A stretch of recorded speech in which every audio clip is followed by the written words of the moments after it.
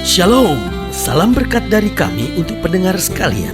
Saat ini pendengar akan diberkati dengan program Hari Ini Harinya Tuhan bagian yang ke-8. Sebuah program rohani tentang doktrin Alkitab yang menolong kita untuk semakin tertanam dalam kebenaran firman dan bertumbuh dalam kemuliaan. Bersama hambanya, Pendeta Gilbert Lumwendong, STH. Banyak orang merasa doktrin Alkitab sebagai sesuatu yang membingungkan. Tetapi tahukah saudara bahwa doktrin Alkitab intinya adalah memahami Alkitab dengan benar, dengan pemahaman yang sistematis, sehingga kita terus dapat tertanam di dalam kebenaran firman, sehingga kita terus bertumbuh di dalam kemuliaan Allah. Buka hati saudara sekalian untuk menerima berkat-berkat firman-Nya hari ini. Salah satu bimbingan orang tua kepada anak-anaknya yang sangat penting adalah pemilihan pasangan teman hidup. Ada banyak orang tua pikir, yang penting saya sekolahkan anak saya, yang penting saya cukupi keperluannya. Tetapi saudaraku yang kasih dalam Tuhan, ini juga salah satu yang paling penting. Ini kelemahan banyak orang tua. Orang tua tidak mempersiapkan anaknya dengan betul dalam pemilihan pasangan teman hidup. Bahkan orang tua malu menceritakan, malu memberitahukan. Paling cuman kalau anaknya bawa pasangan, wah mama gak setuju, atau sebagai, wah yang kayak gitu dong, gitu ya kan. Jadi saudara gue yang kasih dalam Tuhan, tapi tidak dipersiapkan dengan betul dalam pemilihan pasangan teman hidup, mengenai kriterianya, mengenai lain-lain. Nah yang ada beberapa bimbingan yang bahkan salah dan keliru, ya kan. Contoh yang pertama, selalu dia ingatkan kepada anak-anaknya, kalau nanti menikah cari orang kaya, pokoknya cari orang kaya. Tidak sedikit orang tua yang marah sama anaknya dan bilang, kamu tuh kan cantik, jangan cari yang miskin-miskin begitu dong. Apalagi jadi pendeta lagi, mau makan apa nanti? Gitu kan. Jadi yang dia cari selalu yang kaya, yang kaya. Ya tapi yang kaya itu kan ya ilah, dia kan duda mah, yang apa-apa duda, ya kan beda 20 tahun sama, gak apa-apa beda 20 tahun, yang penting kaya. Mama kan bosan tinggal di rumah kontrakan. Aduh, saudara gue yang kasih dalam Tuhan, bagi saya ini orang tua yang jahat. Engkau menjual anakmu sendiri. Dan saudara gue yang kasih dalam Tuhan, di dunia modern mulai banyak yang seperti ini. Bahkan kadang-kadang udah tahu itu laki orang, udah tahu itu bini orang, saudara-saudara, tapi dikejar. Kenapa? Cari yang kaya, saudara-saudara. Dan tidak sedikit bahkan orang yang punya anak laki sekalipun nasehatin anaknya begitu, kamu kan ganteng, ingat cari yang kaya.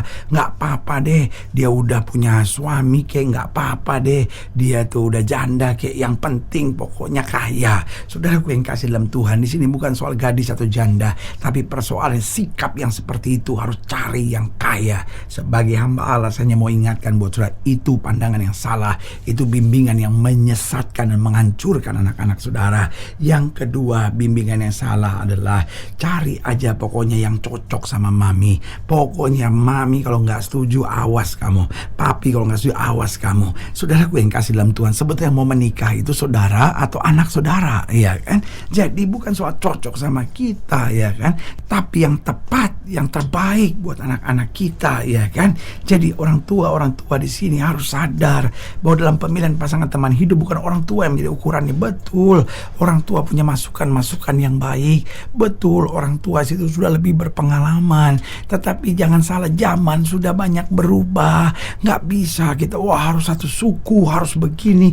Ayo kita beri kebebasan, kita persiapkan betul, kita doakan betul. Dan saya percaya kalau kita bimbing dengan betul, kita doakan dengan betul, kita banyak berdiskusi dengan betul, pasti yang terbaik Tuhan sediakan. Yang ketiga, bimbingan yang salahnya, pokoknya cari aja yang cocok, yang bisa denger kamu gitu, yang nurut sama kamu, ya kan. Pokoknya kalau dia jadi istri yang nurut sama kamu. Kalau jadi suami yang nurut sama kamu. Aduh, saudara gue yang kasih dalam Tuhan, ini repot kalau cuma nurut, ya kan.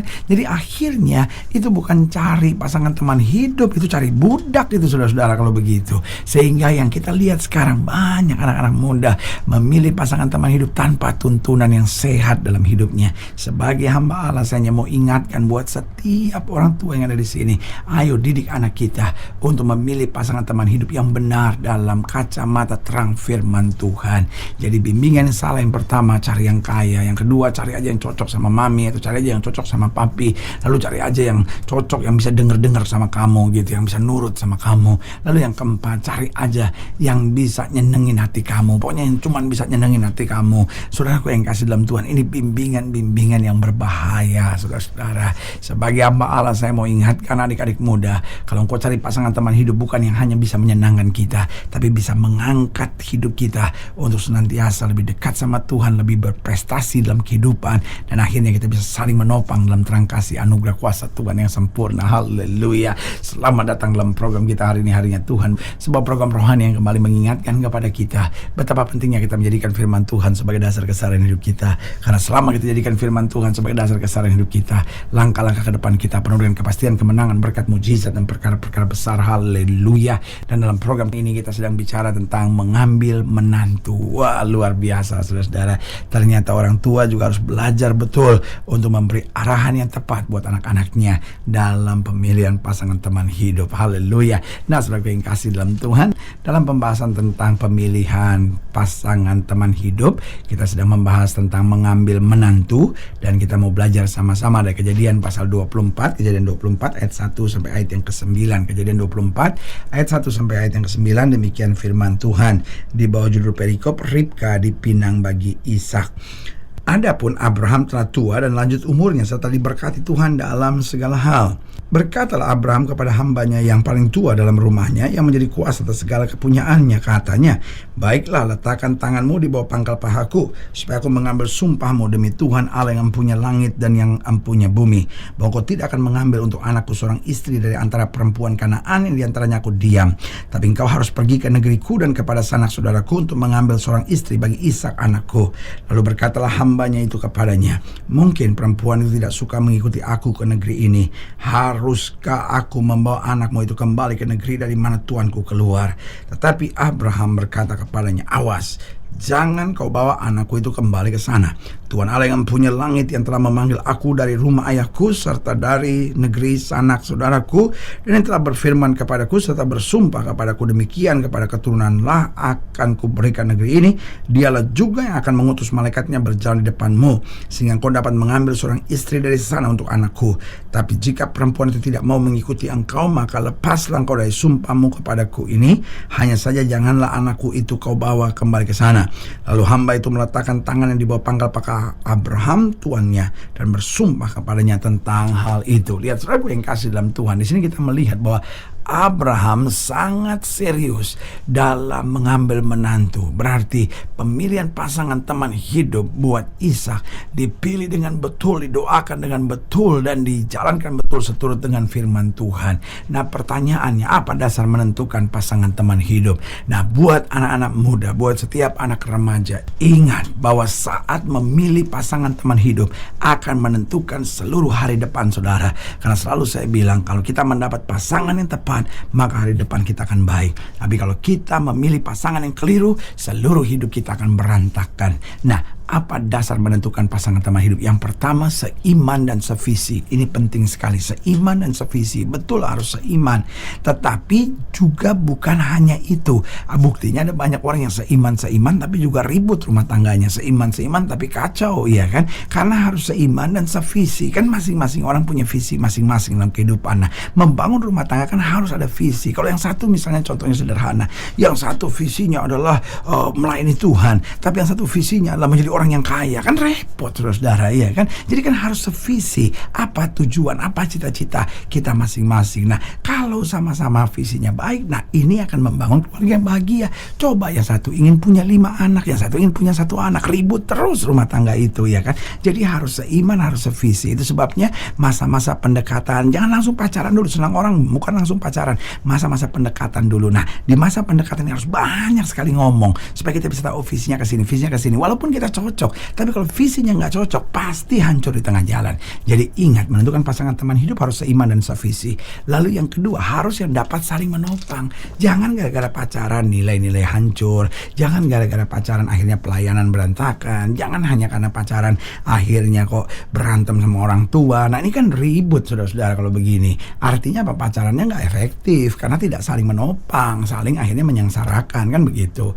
Lalu yang ketiga, menentukan pasangan teman hidup harus yang dewasa. Jangan yang gak kanak-kanakan, jangan yang suka ngambek, jangan yang masih suka lari ke narkoba, jangan kok ada masalah dia pergi ke diskotik, ya kan, kok ada masalah dia ngambek 3 hari, banting-banting barang, ya kan. Bahaya kalau begitu saudara, karena menentukan pasangan teman hidup harus punya dasar yang tepat, seiman dan sevisi, dapat saling menopang, yang dewasa, yang betul-betul sudah bisa diandalkan, ya kan.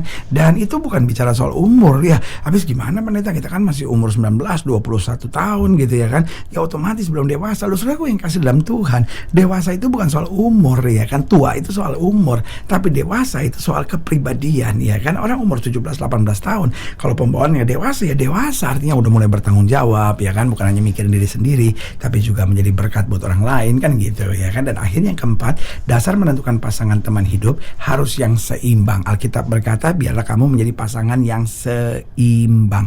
Artinya gini, kalau engkau orang biasa, cari aja yang biasa ya kan. Jangan orang biasa tetapi mau cari yang cantik, yang hebat.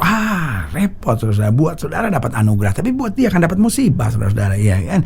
Kalau saudara misalnya orangnya juga nggak kaya-kaya amat, nggak usah lah cari yang kaya-kaya amat ya kan. Jadi kan nggak seimbang. Akhirnya juga nggak enak gitu ya kan. Kalau pendidikan sudah lulusan SMA, cari aja yang setara pendidikannya, jadi enak gitu. Ketika kita pasangan yang seimbang, akhirnya kita bersama-sama. Dan bukan berarti ya saya susah harus cari orang susah, enggak juga. Kalau kita susah tapi punya visi yang baik, lama-lama dari susah juga akan meningkat kok ya kan. Bukan berarti kalau sudah susah hari ini harus susah sampai selama-lamanya ya kan, tapi harus seimbang sehingga tidak merasa saling berjasa, tidak saling menekan, tidak saling menjelekkan, tapi saling mengisi satu sama lainnya, dan akhirnya membangun pasangan yang baik untuk membangun keluarga yang berkemenangan dalam kemuliaan Tuhan. Haleluya. Nah saudara yang kasih dalam Tuhan, jika saudara yang dilayani lebih jauh, hubungi kami melalui telepon, hubungi kami melalui surat, kunjungi website kami, karena kami ada untuk membawa Bapak Ibu saudara senantiasa lebih dekat pada Tuhan dan mengalami kasih kuasa mujizat yang luar biasa. Haleluya. Secara khusus melalui program ini juga saya mau berdoa buat setiap saudara yang sakit, setiap saudara yang berbeban berat,